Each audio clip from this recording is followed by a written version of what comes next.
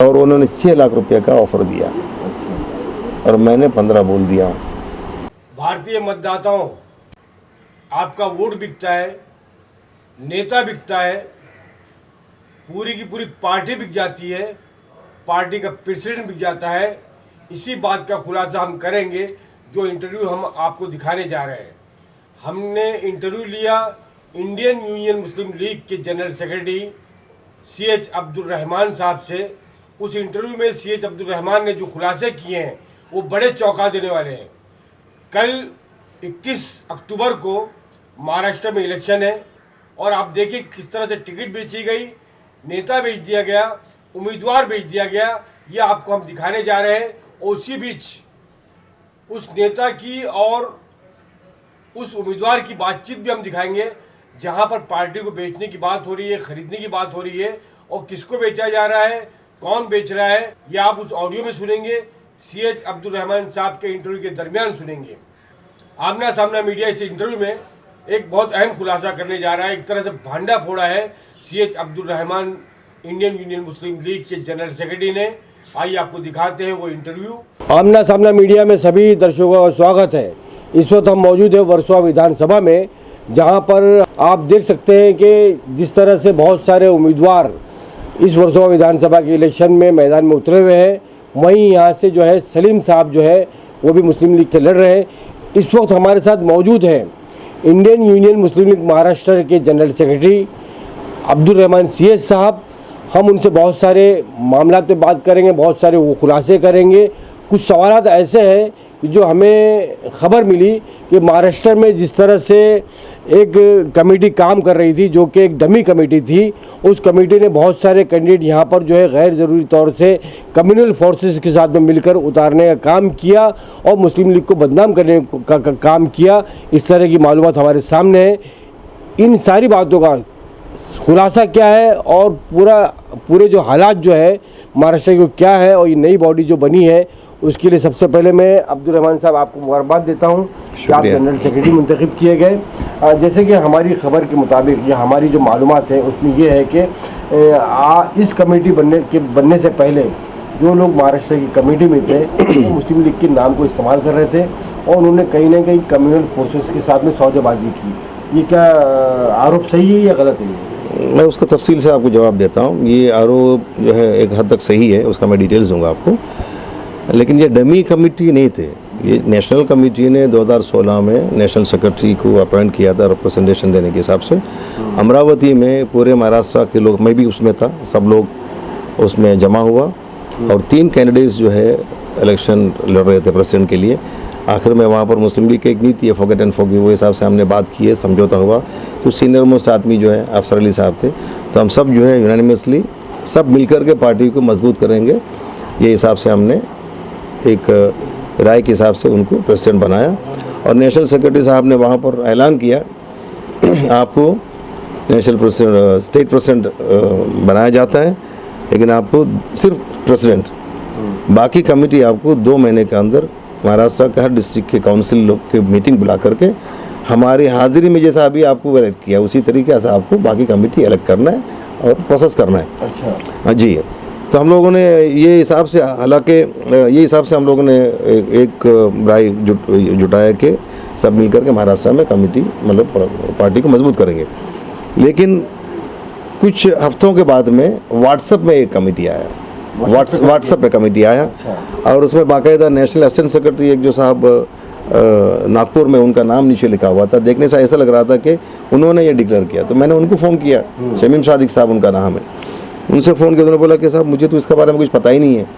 मैंने कहा साहब शमीम साहब ये तो आपके मतलब नाम नीचे डाला, ऐसा लग रहा है कि आपने डिक्लेयर किया। बोला मुझे पता ही नहीं है, मैं कल मैं पार्टी का इसमें मीटिंग में बिजी था, कुछ नहीं पता और मैं लेट जो है सोया हूँ। ठीक है, फिर मैंने सदर साहब से ही फ़ोन करके पूछ लेता हूँ। बोल सदर साहब को फ़ोन किया, सदर साहब ने बताया कि हमने बना दिया। मतलब आप कैसा बना सकते हैं, आपको नेशनल कमेटी का जो डायरेक्शन आपको उस तरीके से प्रोसीजर के हिसाब से बनाना है। तो उन्होंने हमने बना दिया। तो बोला कि गैर कानूनी है और पार्टी का रीति रिवाज से हट कर है, इसको हम मानेंगे नहीं। तो कम से कम 13-14 डिस्ट्रिक्ट के लोग जो उसका मुखालिफत किया, तो हमने नेशनल कमेटी को इन्फॉर्म किया। उस शॉर्ट में बताऊँगा, नेशनल कमेटी ने उसके बाद जो है 2 बार इनको लेटर दिया, ऑफिशियल लेटर दिया कि आपको हमने जो काम सौंप कराया था आपने उसको पूरा नहीं किया, आप काउंसिल बुला के हमें इत्तला कीजिए और हम लोग जो है आएंगे और मीटिंग्स करेंगे।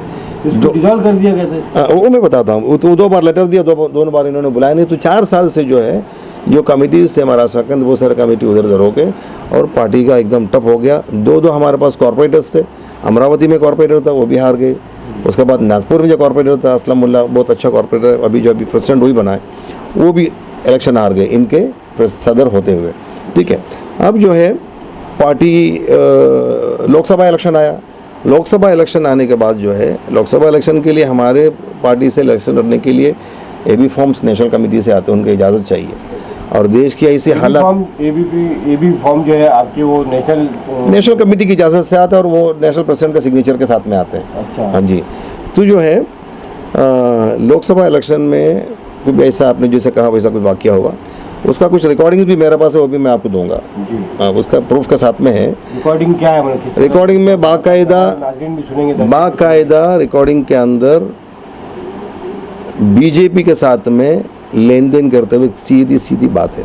अच्छा। वेरी क्लियरली हमने आज तक इसको नहीं कहा था, नहीं बताना चाह रहा था, लेकिन बात कुछ इस कदर बढ़ गया है कि इसे रोकना बहुत ज़रूरी है। एक तो हमारी पार्टी का नाम, हमारे पार्टी में अल्हम्दुलिल्लाह बनात वाला साहब कहते थे कि अगर दामन निचोड़ेंगे फरिज से वुज़ू करेंगे।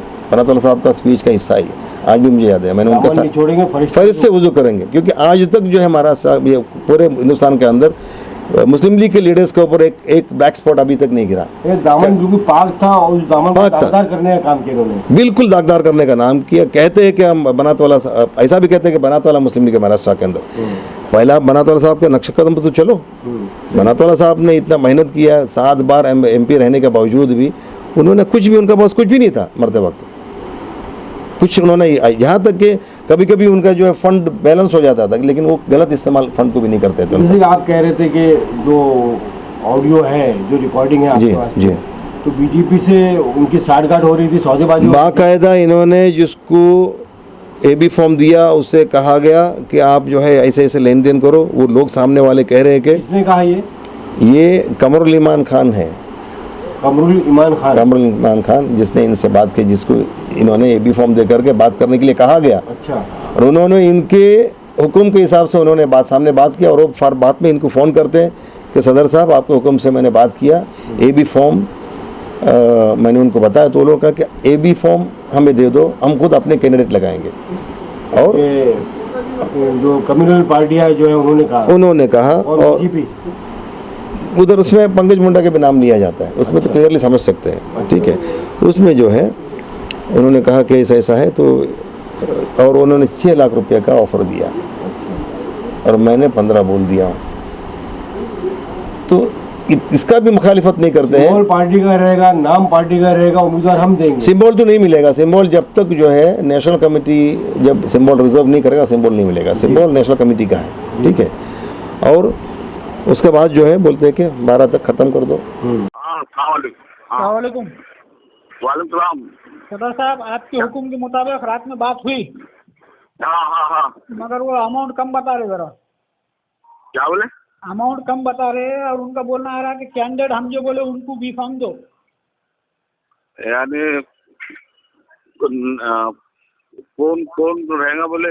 वो 2 नाम बोले उन्होंने कि 2 नाम में से एक नाम हम शाम में फाइनल करके बोले 2 नाम में से बोले तो आपने इसमें से आपने इसमें से नहीं, उन्होंने 2 कैंडिडेट के नाम देंगे, उसको अपना AB फॉर्म दो बोल रहे, अपना उम्मीदवार बोल के खड़ा करो उसको। बोले तो उसका जो मामला रहेगा उन्होंने उसका देख के लेंगे, अपना अलग देखेंगे। तो अपने को 6 बोल रहे हो। तो मैंने उनको बोला कि 6 में तो मुश्किल है, मला कि पार्टी में मला सबका ख्याल रखना पड़ता, पार्टी फंड देना पड़ता हमको। तो मैंने उनको 15 बोल के आया, तो मला शाम तक जवाब दो बोल के बोला उनको आज। हाँ, और मला रहा उम्मीदवार का, तो अगर मला हमारी शर्त पूरी होगी तो मला हम सोच सकते हैं और हम मना सकते हैं ऊपर वालों की। हाँ, तो 4 बजे तक अपने को जवाब मिलेगा। बस तो फिर तो मैं 4 बजे उनका जैसे फ़ोन आता फिर आपको इत्तला देता। हाँ ठीक है। हाँ तो फिर अगर आप बोले तो मैं निकल जाऊंगा यहाँ से हाँ, पट तो करने। फिर ये बात कर लेता मैं फिर गाड़ी का इंतजाम करा दूंगा उनकी तरफ, फिर वैसे मामला तय होगा अपना। तो क्या बोले? वो मामला तय होगा तो मैं आपको गाड़ी का इंतजाम करा देता ना, फिर आप गाड़ी से आ जाओ हाँ, फिर। नहीं आओ गाड़ी वो तो करा नहीं, करना पड़ेगा, उससे आना पड़ेगा। हाँ, मैं जैसी बात होगी फिर आपको बोलता हूँ मैं। हाँ तो ठीक। लास्ट कितने तक बोलने का फिर भी आपके अंदाजे से? क्या बोले? लास्ट अपन ने तो उन्होंने 6 बोले, अपन ने 15 बोले, फिर भी आखिर में कहाँ तक आप बोलना हूँ? देखो ना तुम्हारे तब से उसमें। नहीं, आपने थोड़ा सा बोले तो सदर साहब में बात करने को आसानी हो जाती ना। हाँ 10-12 होना चाहिए। हाँ, वो बात कैसा है कि ये रहे अपने को बात करने को और आसानी हो जाती है, मैं वो हिसाब से बात कर लेता फिर अब। हाँ बात करके 4 बजे फोन लगाता आपको। हाँ ठीक है। हाँ ठीक। हाँ अस्सलाम वालेकुम। खैरियत सदर साहब? हाँ अल्लाह का शुक्र है, बहुत परेशान हूँ मैं तुम्हारे डिस्ट्रिक्ट से सदर साहब। क्या हुआ मेरे डिस्ट्रिक्ट से अब? अरे क्या होगा, चालू थे फोन। हाँ जी हाँ फोन थे तुम्हारे। Hello hello. हाँ हाँ सर, तुम्हारे फोन थे तुम्हारे डिस्ट्रिक्ट से 2-3 दिन से। आज उठाया भाई मैंने। हाँ कि निसार खातिर फोन लगा रहे थे फिर? हाँ जी। वो आपको हिसाब से फोन लगाया, उस दिन अपनी होटल में बात हुई थी। हाँ तो आज हमारे पालक मंत्री की तरफ से फोन आया अभी 1 घंटा पहले। अच्छा। हाँ तो आज शाम में बात करने का बोले। हाँ तो आप इजाजत दिए तो आगे बात करूँ क्या? करो ना। वो कांग्रेस से है? नहीं, पंकज। हाँ ठीक है कर लो ना। हाँ, तो करके मैं आपको भी फोन पे बात कराता हूँ उनकी। हाँ नहीं वो तुमने करना तुम्हारे हिसाब से। हाँ तो अच्छी बात है। और वो फिर फॉर्म चेंज करे तो उसका कैसे करना फिर? वो बुला लो ना किसकी भी हाथ से। अच्छी बात है, वो अल्ताफ तैयार करे पूछता मैं आज। हाँ तो मैं रात की जो बात होती है तो फिर आपको मैं इत्तला देता हूँ। हाँ क्योंकि अपने को जो है तो नांदेड़ से हटाना पड़ेगा सिर्फ। हाँ अच्छा। हाँ क्योंकि पूरा वो साले ऊपर भिड़े हुए है ना। हाँ, ऊपर मिले वाले हो। हाँ अब तुम्हारे साथ के लोग बहुत ज्यादा फोन कर रहे हैं ऊपर। उन्हें मैंने क्या किया बोलूं क्या अभी? मैंने पातुड़ में और मंजले में न्यूज फैलाया कि मैं मुस्लिम लीग से नहीं अपक्ष फॉर्म भर रहा, परेशान हो गया अब। बस। हाँ, पार्टी का भरे तो उड़े मारेंगे नहीं। अब अपक्ष भरा तो क्या मैं फाड़ सकता मेरा? हाँ तो वो थोड़ा सा उसको ये करा। वो कल मीटिंग रखा, मीटिंग में जाऊँ क्या कैसा सोच रहा हूँ अभी। किससे रखा? निसार खतीब ने उसके घर पे मीटिंग रखा कल काउंसिल की।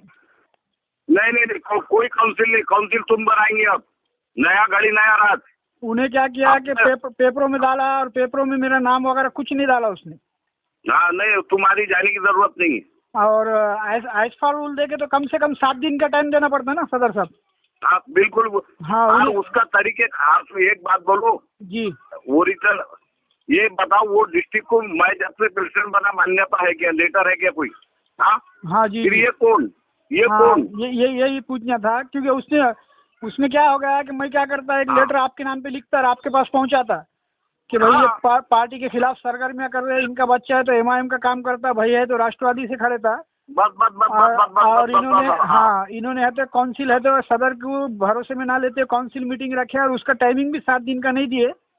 हाँ तो इस वास्ते है तो बीड़ जिला बॉडी बर्खास्त करते हुए नई बॉडी के वास्ते है तो मुझे परमिशन दो बोल के एक लेटर लिख देता आपको। बस हो गया, सोने पे सुहागा हो गया। हाँ तो वो ये कर देते। मैं शाम में बात करके फिर बताता क्या बोलते हैं तो। हाँ ठीक है, वो कर लो पहले बात लो। हाँ जी। और वो दूसरी बात सदर साहब, और एक चीज ये जानने के लिए तैयार रखना पड़ेगा अपने को। जानने के लिए तो मेरा वो तैयार रखे निजाम भाई कौन। हाँ जो भी तैयार है तो उनका अपन है तो मीटिंग करा के दे देंगे डायरेक्ट। ठीक है। हाँ तो उसमें कैसे कि अपने पार्टी का जो फायदा हो जाएंगे वो करा के ले लेंगे अपन। नहीं बिल्कुल जरूरी है। हाँ जी। ओके। तो ये इसके मद्देनजर होते हुए नेशनल कमेटी को से पता चल गया, इनके ऊपर एक्शन कंपलसरी था। और हमने भी बताया था कि जो चलो अभी असेंबली इलेक्शन में और भी ज़्यादा होगा, इसलिए नेशनल कमेटी ने इस कमेटी को बर्खास्त करके नया कमेटी तश्कील कर दिया है, जिसका जो है विधानसभा के इलेक्शन को मद्देनजर रखते हुए जो है उसको डिसॉल्व करके बिल्कुल एक नई बॉडी तैयार कर दिया है। नई बॉडी तैयार कर। और ये लोग कहते क्या है लोगों को कि हमारे पास महाराष्ट्र में अलग ही बनात वाला साहब का रजिस्टर किया हुआ पार्टी है, जो कि बिल्कुल गलत है। मुस्लिम लीग जो है 9 से 48 में जो है फाउंडर प्रेसिडेंट कायद अहमद मोहम्मद इस्माइल साहब था। उसके बाद में सैयद अब्दुर्रहमान बाफर की तंगल प्रेसिडेंट बना। उनके बाद उसके बाद इब्राहिम सुलेमान सेठ के बाद बनात वाला साहब बने और उनके इंतकाल के बाद ए अहमद साहब बने और अब जो है प्रोफेसर कादर मोइनुद्दीन साहब प्रेसिडेंट है। तो ये वो लोग, इनकी इतनी हिम्मत कैसे हुई कि पार्टी को बेचने का काम कर रहे थे और इस पर एक्शन नहीं लिया जाता? उसमें मैं तफसील में नहीं जाना चाहता हूँ क्योंकि मैं एकदम पर्सनल अटैक हो जाएगा, मैं नहीं करना चाहता हूँ। और क्योंकि एक भरोसा इनके ऊपर किए थे लेकिन इन्होंने पूरे भरोसे को जो है तोड़ करके इन्होंने ये काम किया। और अब जो है नेशनल कमेटी ने जो है नया कमेटी तश्कील कर दिया। नया प्रेसिडेंट जो है नागपुर का इस कॉरपोरेटर असलमुल्ला है। इस नाचीज़ को जो है जनरल सेक्रेटरी बनाया है और 18 लोगों की कमेटी है। अब्दुर्रहमान आज़मी साहब वाइस प्रेसिडेंट है। एम ए खालिद इसमें वाइस प्रेसिडेंट है। अच्छा। अमरावती का कॉरपोरेटर इमरान अशरफी इसमें ऑर्गेनाइजिंग सेक्रेटरी है जी। और अच्छे नौजवानों का अच्छा टीम बना हुआ है अल्हम्दुलिल्लाह। और हम लोग इंशाअल्लाह मुस्लिम लीग को स्ट्रक्चर वाइज इंशाअल्लाह पूरे पॉलिसी के साथ में हम लोग मजबूत करेंगे। लेकिन अब जो है बॉम्बे के अंदर भी जो है कुछ अहम जो कैंडिडेट्स हैं, कांग्रेस के कैंडिडेट्स जो है जो अच्छे काम भी कर रहे हैं। हमारे हमेशा चाह रहा हूँ कि अभी ये पुरानी जो है कमेटी डिसॉल्व हो गई, नई कमेटी बनी, असेंबली का इलेक्शन अब सामने है। लेटर मुस्लिम लीग का मैं यहाँ पर है, मैं आपको बताना चाहूँगा। ये चीफ इलेक्शन कमीशन को लिखा हुआ लेटर है, मैं आपको बताना चाहूँगा। ये नेशनल सेक्रेटरी ने साइन किया है। इसके पीछे 3 कैंडिडेट्स है। 3 कैंडिडेट है यहाँ वर्सोवा में सलीम सुल्तान शेख है। नाज़रीन, हम आपको बता दें कि जिस तरह से खबरें आ रही है कि पूरे महाराष्ट्र से मुस्लिम लीग के 15 से 16 उम्मीदवार असेंबली में खड़े हैं, लेकिन यहाँ पर जो एक खुलासा किया है, भांडा फोड़ा है उन्होंने, अब्दुल रहमान साहब ने। उनका कहना है कि मुस्लिम लीग के सिर्फ 3 ऑफिशियल कैंडिडेट है, जिसमें से एक है वर्सोवा विधानसभा से मिस्टर सलीम सुल्तान शेख, दूसरे हैं बाइकल्ला से मिस्टर अब्दुल हमीद शेख और तीसरे हैं बीड से मिस्टर मोहम्मद कमरुल इस्लाम खान, जफर खान नाज। तो मैं अब्दुल रहमान साहब ये पूछना चाहता हूँ कि ये 3 कैंडिडेट जो आपके ऑफिशियल हैं जी, बाकी कैंडिडेट कौन है ये लोग? बाकी कैंडिडेट जो है डमी कैंडिडेट्स है। अनऑथराइज लोगों ने इनको जो एबी फॉर्म इश्यू किया है। उसका मैं एक सिंपल एक चीज़ आपको बता रहा हूँ कि जब बैकला में हमने एबी फॉर्म इश्यू किया, अब्दुल हमीद शेख जो साहिल के नाम से जाना जाता है, साहिल पटने में अब्दुल हमीद साहिल भी बोलते हैं उनको जब स्क्रूटिनी का दिन जब आया तो पता चला कि और एक बंदा जो है वहाँ से समीर ठाकुर के नाम से जो है एबी फॉर्म भरा हुआ है मुस्लिम लीग के नाम से। जब उनको ये लेटर जो है रिटर्निंग ऑफिसर को बताया गया, क्योंकि डमी फॉर्म भी भरा हुआ था, उसको जो है इंडिपेंडेंट कैंडिडेट करार दिया। ठीक है, जो है अब जो है वो वहाँ पर यही लोग जो है ये जो जिन लोगों को पार्टी ने हटा दिया, वो लोगों ने उसके साथ में फिर कुछ डील किया और बोल रहे कि IUML का सपोर्टेड कैंडिडेट है, मुस्लिम लीग का सपोर्ट किया वो कैंडिडेट है। जब मुस्लिम लीग का ऑफिशियल कैंडिडेट वहाँ पर है और वो प्रचार कर रहा है, तो आपका क्या हक बनता है कि लोगों के बीच में लोगों को गुमराह करना? ये इंडियन मुस्लिम लीग का कैंडिडेट है, सपोर्टेड बोल करके, you have no right at all. और एक तरह से ये जो फिरका वाराना जो पार्टियाँ, फिरका परस्त पार्टियाँ है, इनकी पूरी साजिश है कि मुस्लिम वोटों को किसी तरह बांटा जाए और इसका डेफिनेटली आज जो भारत में जो माहौल है, जो नफरत का माहौल पैदा किया जा रहा है, अक़लियतों को ऊपर, ख़ासकर मुसलमानों को अलग अलग तरीके से जो है एट्रोसिटीज़ डाले जा रहे हैं, अत्याचार किए जा रहे हैं। ऐसे माहौल में मतलब किसी को कुछ बोलने का भी राइट नहीं है, हम अपने राय भी पेश नहीं कर सकते। आज का माहौल ऐसा है। ऐसे माहौल के अंदर हमें सेकुलर वोट को जो है बचाना है, उसको बांटने से बचाना है। हमने सिर्फ अपने पार्टी की आइडेंटिटी और पसंद फील कराने के लिए 3 सीटों पर खड़ा किया है। मैं ये पूछना चाह रहा हूँ, इसको इस तकसीम को रोकने के लिए आपने किसी पार्टी को सपोर्ट किया है या किसी को? हमने कुछ जो है कांग्रेस के कैंडिडेट्स को हमने सपोर्ट किया, जैसा कि आज वही कैंडिडेट जो है सेकुलर वोटों को तकसीम करने के लिए मुस्लिम लीग का डमी कैंडिडेट के हिसाब से खड़ा हुआ है वहाँ पर। मैं मुंबादेवी के लोगों को आपके माध्यम से ये भी बताना चाहता हूँ कि हमने इंडियन मुस्लिम लीग ने, हमारी नेशनल कमेटी ने कोई कैंडिडेट को अड़ा नहीं किया है। मुंबादेवी में कांग्रेस का सिटिंग है, कुछ रिकॉर्डिंग्स है जो लोकसभा इलेक्शन में उन्होंने बात किया किसी से और बाकायदा पैसे के लेन देन की बात किया और शिवसेना को सपोर्ट करने की बात किया। उसमें ये भी कहा गया कि हम लोग जो है लोकसभा इलेक्शन के बाद में हम पूरे लोग जो शिवसेना ज्वाइन करेंगे। हमारे सिर्फ ये 3 कैंडिडेट है, एक बैकला, एक वर्सोवा 164 और एक बीड 230। ये मैंने आपसे कहा कि मैं आखिरी में उसमें ऐलान करूँगा कि हम ये चाहते हैं कि भारत में जो हालात है, इवन महाराष्ट्र में जो हालात है, कल भी कुछ वाक़या यहाँ पर मैंने सुना, इस्माइल यूसुफ कॉलेज के अंदर कुछ वाक़या हुआ, लेकिन उसको दबा दिया गया। वहाँ पर भी कुछ बच्चों को मारा गया, कुछ जो है जय श्री राम के नारा लगाने के लिए भी उनको बोला गया, लेकिन दबा दिया गया। अच्छी बात है, चलो मामला आगे नहीं बढ़ा। हम भी चाहते हैं कि लफड़ा मला प्रॉब्लम जो है माहौल ख़राब ना हो, ठीक है। ऐसे बहुत सारे हालात हो रहे हैं, इसलिए सेकुलर गवर्नमेंट आने की ज़रूरत है।